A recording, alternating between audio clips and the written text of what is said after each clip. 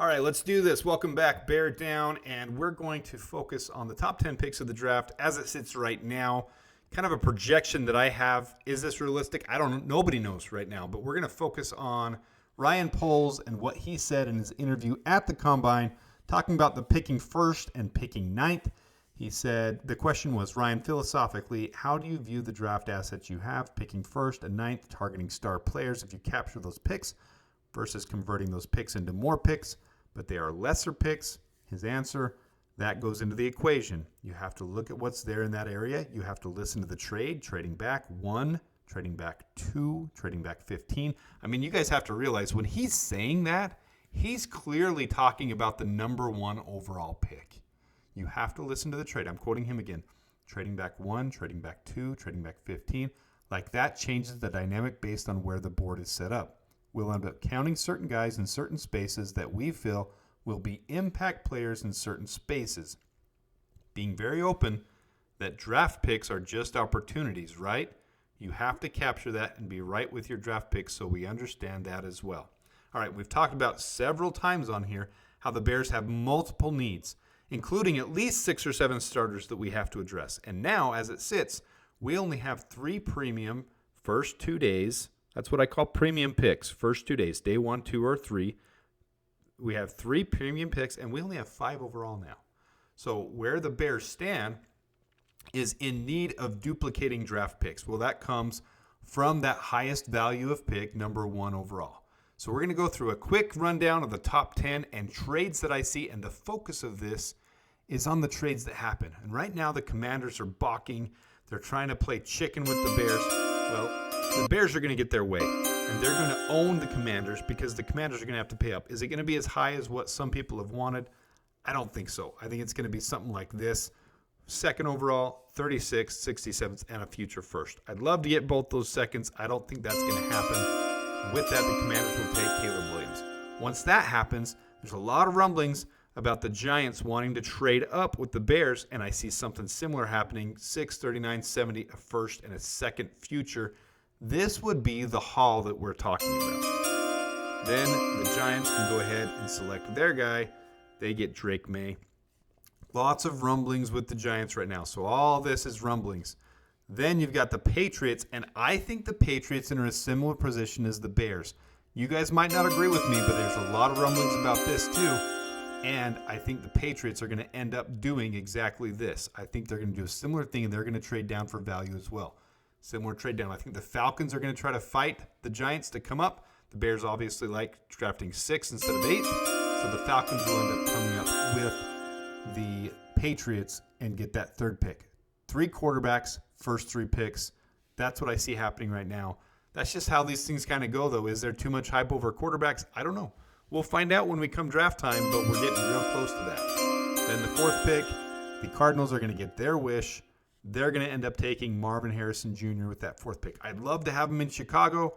I just don't think with the way we have needs and with all the value that comes from trading that pick down twice from 1st to 2nd and 2nd to 6th, I just think it's too much to pass up on. And here's what's going to happen. Right now as it sits, I see 3 quarterbacks, 3 wide receivers, top 6 off the board.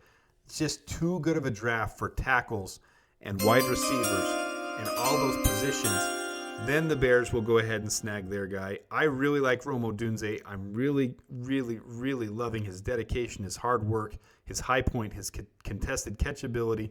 Everything about Rome Odunze screams what the Bears need in Chicago. All right, we'll round out these top 10 picks, and then I'm going to show the rest of the draft available because we've kind of beat this, but I'm going to show what's available and then show what the Bears are going to get by trading down. Joe Alt's not going to last that much longer. I see the Titans taking him. If one of those 3 wide receivers were available, I can see the Titans having snagged Neighbors or Odunze, but in this scenario, they're not available. Then the Patriots snag Brian Thomas Jr. The thing about Brian Thomas Jr. is he was extremely lightning quick for his size. So incredible, and I think he's going to go higher than people think. All right, the Bears then trade down again, and here I have the Broncos. All right, here I have the Broncos coming up, and I think they're going to overpay to get it. They've already announced they're letting Russell Wilson go. The Broncos want to have their quarterback that they're going to choose. So I see this being a scenario that's very likely. And with that, the Broncos go ahead and select the other guy who's getting more and more notoriety right now, J.J. McCarthy out of Michigan. All right, we'll round out this top 10. We'll try to make this one a little bit shorter. Usually I go into deeper dive on guys when we go through these mock draft scenarios. The Jets are taking 10th. They're clearly going to go tackle.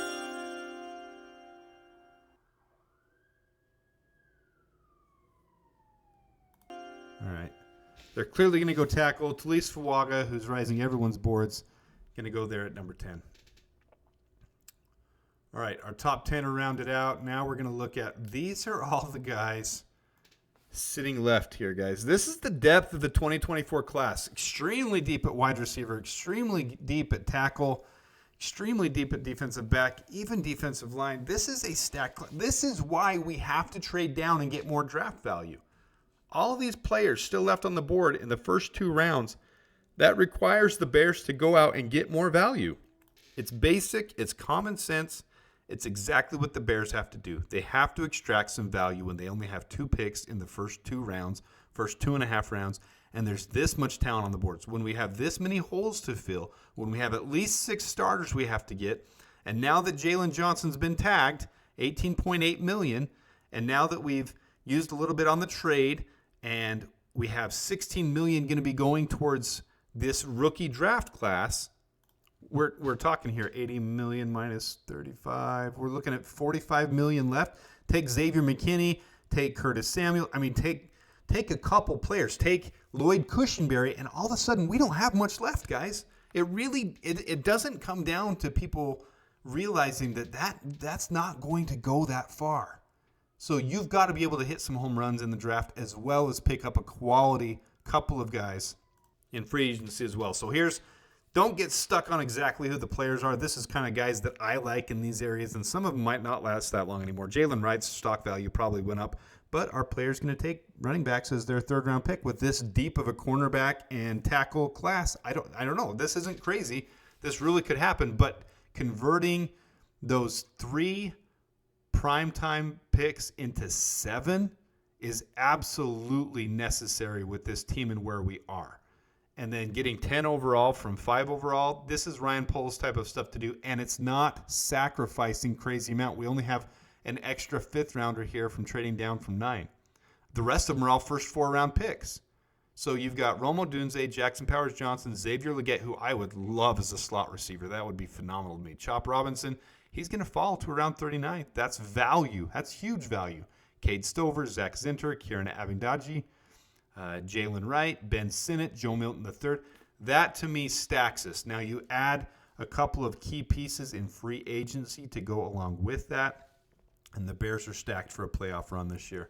This is why it's completely necessary for me to have the Bears trading down from those 5 picks to those 10 plus all the additional. Look at the additional we get from that. Washington's first, New York first. We have 3 first-round picks next year. Add our own 2nd-rounder next year and Carolina's, and we have 3 2nd-rounders next year. Plus, we have 3 2nd-rounders in 2026 because of this trade down scenario with 3 trade downs. So, to me, this just makes too much sense, guys. There's no one that's going to convince me that we don't need to trade from number 1. Justin Fields is an elite quarterback in my mind. He is doing everything to tick the boxes to improve every year. And while you might throw up his 4th quarter and everything else and everything that Luke Getsy and the line and the wide receivers had to affect him, you're not going to convince me. Okay, so it just makes too much sense. That's all I got to say on it. Here's our top 10 first-round mock draft with the Chicago Bears full mock draft, and it just makes too much sense for the Bears to trade back. That's all I got for you today. So until next time, bear down.